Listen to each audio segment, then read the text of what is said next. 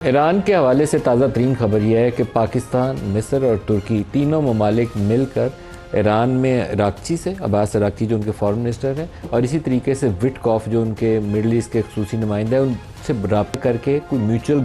Drone strike करने की कोशिश कर रहे हैं, जिसमें ईरान के मफादात का भी तहफ़्फ़ुज़ हो और अमेरिका को भी, वो अंग्रेज़ी में कहते हैं ना, ऑफ रैम्प, एक शॉर्टकट सोल्यूशन उसको मिल जाए, उसकी फेस सेविंग उसको मिल जाए। वो रास्ता क्या होगा ये भी कहना मुश्किल है, लेकिन यूएस प्रेसिडेंट ट्रंप ने अभी से थोड़ी देर पहले प्रेस कॉन्फ्रेंस के अंदर पहले उन्होंने एक ट्वीट की, फिर उसके बाद उसका ऐलान भी उन्होंने मीडिया के ऊपर भी किया। उनका क्लेम यह है कि वो ईरान की एक बहुत ही रिस्पेक्टेबल जो पर्सनालिटी हैं उनके साथ अमेरिका की बातचीत चल रही है। रिपोर्टर्स ने उनसे सवाल किया कि क्या जो मुज्तबा खामेनेई है उनसे उनका राब्ता है, तो उन्होंने कहा नहीं, उनके साथ नहीं है, बल्कि उनको ये भी इल्म नहीं है कि वो हयात हैं या नहीं है। लेकिन उन्होंने कहा कि जो डेडलाइन दी थी उन्होंने ईरान की एनर्जी इंस्टॉलेशन के ऊपर अटैक की, उसको 5 दिन के लिए वो फ़िलहाल मुलतवी कर रहे हैं, इसलिए कि वो बातचीत में कुछ मेजर पॉइंट्स के ऊपर एग्रीमेंट हुआ है, जिससे वो पूरी उम्मीद है कि मामला आगे बढ़ सकते हैं। दूसरी तरफ ईरान ने ऑफिशियली उनके क्लेम को फौरी तौर पर रद्द कर दिया, रिजेक्ट कर दिया। उन्होंने कहा कि ये अमरीकी सदर का दावा दुरुस्त नहीं है, बल्कि वो अपनी इज़्ज़त बचाने की खातिर ऐसा क्लेम कर रहे हैं। जैसे ही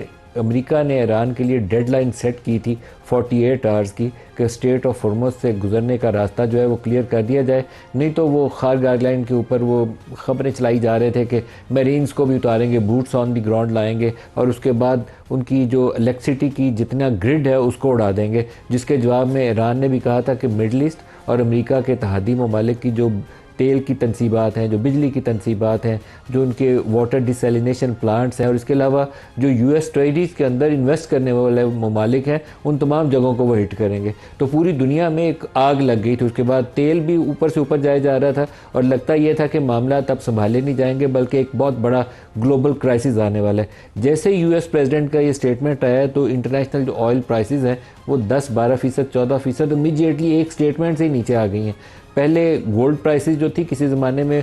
$5200 पर औंस पे चली गई थी, लेकिन पिछले चंद रोज़ के अंदर उसका रिवर्स फिनोमेना था, क्योंकि तेल ऊपर चढ़ता जा रहा था। तो लाइकलीहुड ये थी कि एकदम से सेंट्रल बैंक्स आएंगे, इन्फ्लेशन को कंट्रोल करने के लिए इंटरेस्ट रेट्स जो है वो ऊपर चढ़ाने शुरू कर देंगे। तो गोल्ड की प्राइसेस भी आज सुबह एक वक्त में $4100 के करीब आ गई थी, लेकिन अभी $4400 के करीब आई है। तो इतना ज़्यादा ग्लोबल इम्पैक्ट है इस वॉर का, और जो भी ये रुख इख्तियार करेगी वो दुनिया की इकॉनमी का भी रुख मुतय्यन होगा उसके नतीजे में, कि क्या एग्रीमेंट होता है और कितने बेहतर तरीके से होता है या कितना बहुत तबाही के बाद होता है। उसके नताइज का इन्हिसार जो है वो दुनिया की इकॉनमी का रुख भी मुतय्यन करेगा।